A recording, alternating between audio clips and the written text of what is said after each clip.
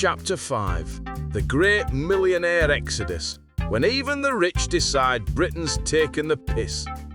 You know things have gone proper bent when the blokes with private jets and offshore accountants are packing their bags and legging it to places where the only tax is on suntan lotion. Time was if you made a few million quid in this country, you stayed put. You bought a pile in Cheshire, a flat in Knightsbridge, stuck your kids in Eton and paid some clever little man in spectacles to make sure you never actually paid any tax anyway. Happy days. Everyone knew the game and the game worked. Not anymore. These days, the Treasury's got an add-on for fairness that'd make a North Korean general blush. Non-doms, bosh, gone. Capital gains aligned with income tax, because why should you pay less for building a business than Tracy does for wiping arses? Inheritance tax, they're talking about scrapping the 7-year gifting rule and taxing pensions at death. Pensions! The one pot you were allowed to keep if you didn't smoke it all on coke and hookers in the 90s. Right, quick break from the misery. If you're enjoying me moaning like a man whose chips have gone cold, do us a favour, smash that like button so hard your phone thinks you've dropped it downstairs. Subscribe as well, it's free and it annoys the algorithm. Lob a comment below, tell me what's personally ruined your life this week. I might reply, I might just read it out loud to the dog and laugh. Either way, your therapy's cheaper than mine. Any road, back to the shit. So, what happens? The geese that lay the golden eggs fuck off to lay 'em somewhere warmer. Last year, 12,000 millionaires left Britain. 12,000! That's not a leak, that's a burst pipe. They're not heading to Paris or New York either. They're off to Dubai, Abu Dhabi, Singapore, Monaco, anywhere that don't treat success like a war crime. I were into pub watching Sky News when they interviewed one of them. Some hedge-fund lad from Wilmslow, 42 years old, made 180 million quid, pays himself 2 million a year in divvies. Used to pay about 38% tax once his accountants had finished their dark arts. Now Labour wants 45% on the lot. Plus, they're coming for the unrealised gains on his company shares. He's moving to Dubai next month. Interviewer says, "Don't you feel you owe Britain something?" He laughs. "Mate, I already pay more tax in a year than your entire newsroom earns in a decade.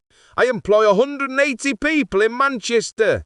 I'm not the one who spunked 12 billion on a track and trace app that didn't work. I'm off." And off he went. Took his family, his company HQ, his footy team season tickets, the lot. Dubai gave him a 10-year golden visa, 0 income tax and a villa with a garage bigger than my old street. He's not alone. Half the Premiership owners are looking at the exit. Tech founders, private equity barons, even them dodgy Russian oligarchs who stuck around after the sanctions are thinking, "Fuck this, I'll take my chances in Turkey." The government's response? Good riddance. We'll tax the super rich until they bleed. Except they don't bleed, they just leave.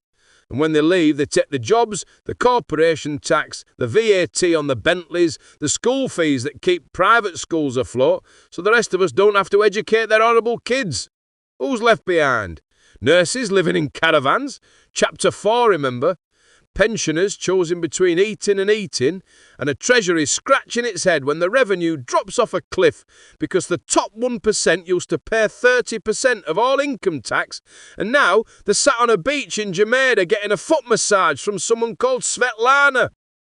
I don't like the rich, never have.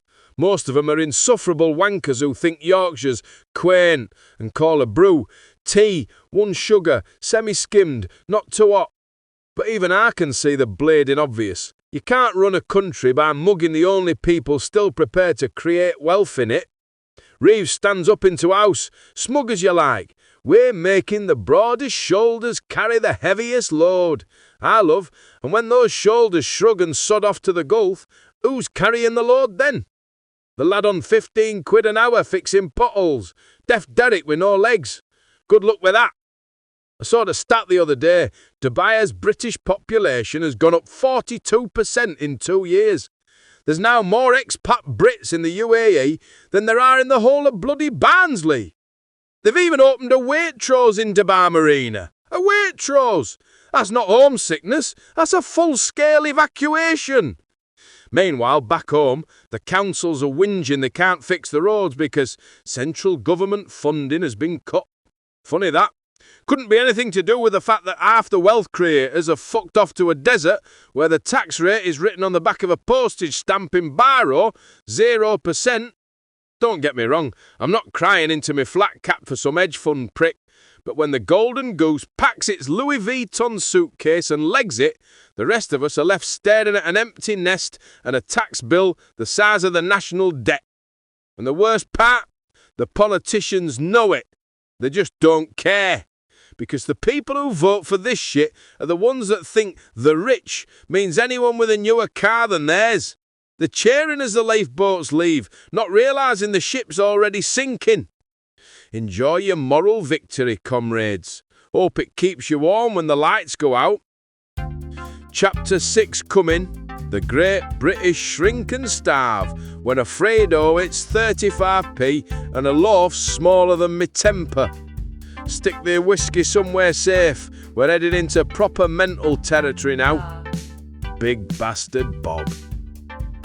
Any road, if that's got you raging as much as it's got me, pop over to www.owencroft.com. There's more books, more rants, and a few things what'll make you spit your tea out. Go on, I'll still be here when you get back, probably moaning about something else. Ta-ra for now.